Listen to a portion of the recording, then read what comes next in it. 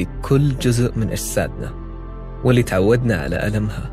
نحط ببالنا إن مثل ما نقدر نغسل أجسادنا بالماء النقي ونكون منتعشين مع بداية يومنا، إننا نقدر نغسل ونسكب شلالات التفاؤل على أنفسنا ونغمرها بشتى نكهات الأمل من الداخل.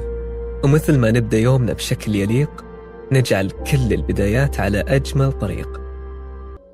السعادة تعتمد على أنفسنا.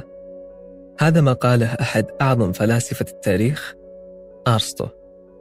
نسأل أنفسنا دائما وين وكيف نلاقي بهجتنا وسعادتنا. هذا اللي سعى أرسطو لإيجاده واكتشافه. في مسيرة البحث عن ما يسعدنا دائما ما نواجه نتائج على وشك الانتهاء أو حتى منتهية الصلاحية، مثل الصداقات أو العلاقات اللي نكتشف مرارتها وزيفها في وقت قصير، واللي تقودنا إلى قرارات أضر علينا من نفعها، واللي غالبا ما تكون مبنية على رغبات عابرة ومتلاشية، ودائما ما تنتهي قبل ما تبدأ حتى. لكن لو عمقنا النظر في أفكار أرسطو، المشهد راح يكون أوضح لنا. وعشان نعرف أكثر وأكثر، يمكن يكون سعينا لسعادتنا يترتب مع عدة مبادئ.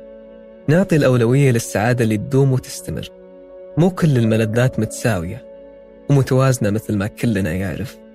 في الغالب السعي وراء الرضا من دون معرفة ما إذا كان طويل المدى أو قصير يمكن أن يأخذنا إلى تعاستنا وضيقنا فقط، قبل ما ترتشف رشفة من مشروبك المفضل، أو قبل ما تعين المنبه اللي يصحيك في الوقت الفلاني وتاخذ الغفوة المرغوبة.